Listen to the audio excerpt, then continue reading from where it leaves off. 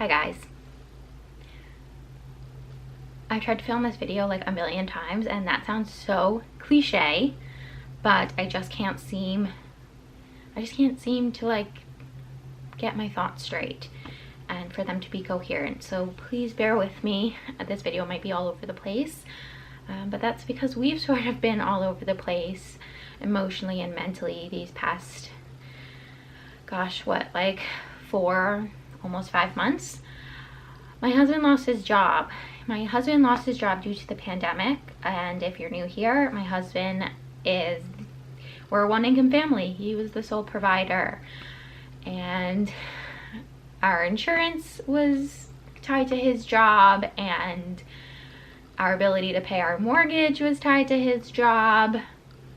Everything was tied to his job. So needless to say, it's been a really scary few months, and that's on top of everything else going on in the world. I will preface this whole video by just saying, because I feel like I want to just put it out there, that I am so aware that we are really in a privileged position, and I know that we will be okay. I know that in my heart of hearts, and I'll talk about that a little bit later. But that hasn't made it any less stressful and any less scary. I am trying, and we have been trying this entire time, to be as grateful as possible for the things that we do have, and I do believe that that is like our superpower in this situation, is just trying to stay focused on all of the blessings that we have. And just realistically, if we had to sell our condo, we have family that we can move in with, and that's something that I do not take for granted at all. So just wanted to put that at the beginning. Yeah, it's been a really hard few months, and if you watched my last weekly vlog, I was really stressed in the car, and I said it was because about money, and we will get there. Like this is the reason why. So the week after I found out I was pregnant, my husband got told that he was going to start working from home. If you didn't know, my husband worked in New York City. So it was definitely the right move, and I was really glad because we had just got back from Arizona and things were just starting to get like noticeably bad in New York City, and I was nervous for him. I don't think any of us truly knew how bad the pandemic was going to be or was at the time. And so I was relieved that, like, okay, great, he'll be working from home, and you know, it's just one less thing we have to worry about. So he started working from home. About a week and a half later, I think, was when he got furloughed. And furloughed means that he was working, well, he wasn't working, he was home. He hadn't lost his job, but he wasn't getting paid. So he was still technically an employee, but he wasn't getting any payment. It was scary then. But there was still this like sort of question in the air of like, okay, well, maybe no one knows how long this pandemic is gonna last. And again, at the time it was like mid to late March, and so everyone was thinking like, okay, like by May or June, I'm sure things will be fine, I'm sure everything will be fine. And so then April came and went, and May started, and then we got the call that he was being let go. And my husband worked in, without being like too specific, my husband worked in live entertainment, so in outdoor concerts and outdoor gatherings, theatrical ventures, so Broadway, off-Broadway touring shows, so like everything that got completely decimated by this virus is what he was in. So although it was like absolutely devastating and absolutely heartbreaking, it's not something that I don't understand. It's not something that we are completely shocked by. When we found out that he lost his job, it was so scary. Granted, when he got furloughed, that was sort of the first big thing to happen, and like the first big sign that like this was going to be scary and this was not going to be okay. And I think when he got furloughed, that was when I had my like first big breakdown of feeling just completely terrified. How are we going to pay for our mortgage? How are we going to pay our bills? What about our health insurance? Oh my God, I'm pregnant. How are we going to afford food? What about Hugo? Like, we have kids. This is insane. And then when he lost his job, like, we had had so many weeks of just like kind of mentally preparing ourselves that when he finally lost it, it was almost like, okay, like, then let's continue to move forward. And my husband has been applying for jobs for months and months and months, and luckily there are jobs to apply for, and he has received some really great feedback. He hasn't been offered a job yet, but I feel like we are getting really close. Fingers crossed. Like, please say prayers for us, that he is offered a job soon. We feel like that is coming because he's had some really great initial interviews. But that he was doing that like way before. He was doing that right when he got furloughed. So it was sort of like, okay, like, let's say goodbye to that chapter and like let's go full force into this new chapter of trying to find him a new job. And I was so sad for him, and it's been such like a surreal time. And I think so many of us can relate to this idea of like not fully being able to really process what is going on in the world right now, and feeling almost like you're going into like protection mode for your own brain, and feeling like you can't fully digest what is going on. I'm the type of person, like, in super stressful situations, I feel it and I understand what's going on, but then especially being pregnant, like, I immediately, like, when I was feeling really sad and I've had really stressful times, I let myself feel those emotions and feel sad and feel upset, because I think that that's healthy. But I also recognize that, like, I am pregnant and this is my job, and my job is to make sure that I am as healthy and as whole of a human as possible. That way this little baby can have as healthy an environment as possible. So I've been trying to be as positive as possible, which is so exhausting. Like, having to choose to be actively possible during really stressful and really hard circumstances is so draining. When Jeff lost his job, I was heartbroken for him because he loved his job so much. So much. It was his ideal job. It was, he loved the people he worked with. He loved the company that he worked for. He loved every aspect of what he was doing. And I don't know if, like, we've even fully mourned that yet, because we've just been in survival mode and just in this, like, okay, let's pick ourselves up and let's move forward. And I think it'll be, once all of the pandemic and everything is over, I think that's, like, and once we're in a secure position again, that's when we'll be able to look back and sort of grieve what we lost and like really make sense of everything that's been going on.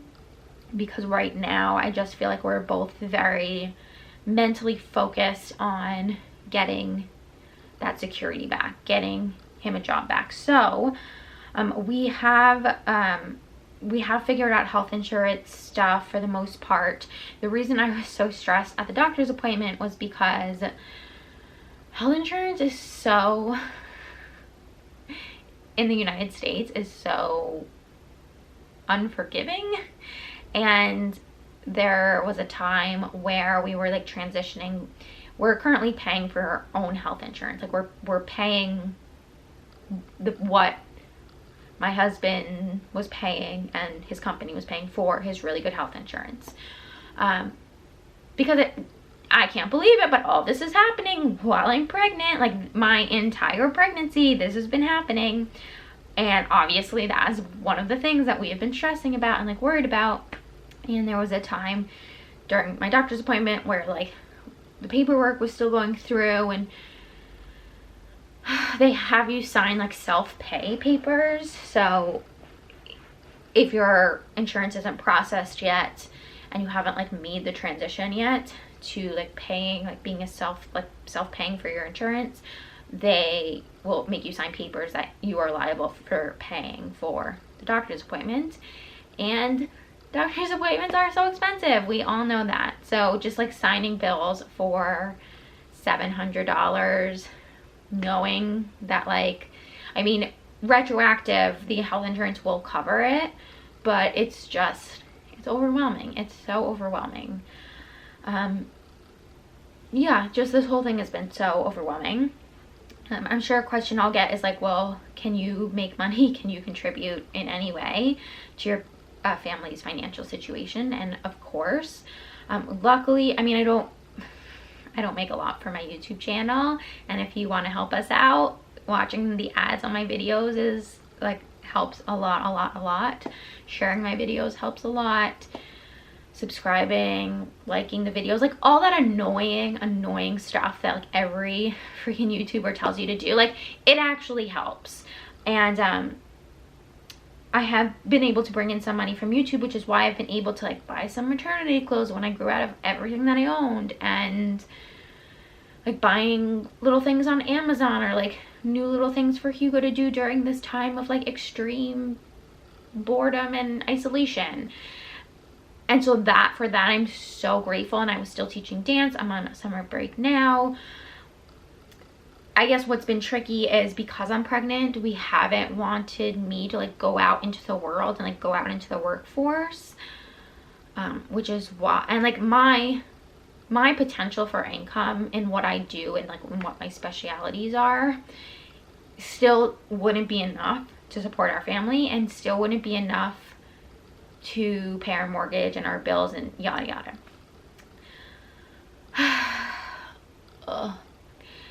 So Jeff has been applying for jobs. Transitioning now into like talking about just like mental health and like how we've been doing and like looking forward. I will say that even though this has been the most stressful time, I 1000% could see how this situation could like completely break a marriage and crumble a marriage, because finances are very real and very scary. I think if anything, this has brought Jeff and I closer together, and I'm so grateful for that. This has been the weirdest, most bizarre and surreal time. Not only did Jeff lose his job, but also we're like isolated and quarantined together. We've been together every single day since late February, early March. And the fact that like we are doing it and making it work, and like we still love each other is amazing. Like, and that's so amazing. And something that I've been telling myself and been telling family members and friends who I've talked to about this is that I really told myself that I didn't want to look back on this time of extreme stress and turmoil and think, wow, I didn't have faith, or I didn't stay positive. I was really down. And again, like I let myself, like when I feel sad, like for sure there are days where I just want to lay in bed all day and I don't want to get out, or I feel hopeless. There's no feedback coming in about any of the jobs Jeff's applied to, or there are times where it feels hopeless, and I let myself feel sad because I want to feel those emotions and I don't want to keep it bottled up. However, we have done a really excellent job, I think, of picking ourselves back up and then moving forward and trying to stay as optimistic as possible. And so I know that when we come out on the other side of this, I will look back and be proud of how we handled it. And one day when we're telling our kids about the crazy pandemic of 2020 that we lived through, we'll be able to tell them like, yeah, it was really hard, but we enjoyed it as much as we could. And like I said at the very beginning, like we all have our health, and that's the most important thing. Like we haven't forgotten that the reason that Jeff is home, the reason that he lost his job is because there's a global health pandemic. one that we haven't seen in our lifetimes, one that hasn't ravaged the world in 100 years. And so many people have lost people that they've loved, and nothing can bring those people back. Jeff can get another job.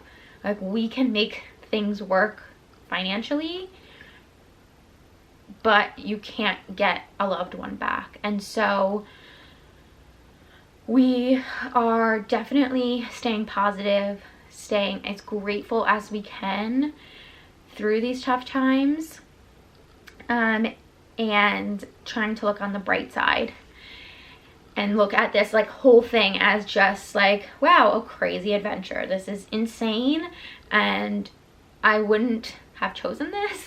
I don't want this to be happening, but we're in it, and so like let's be and do it.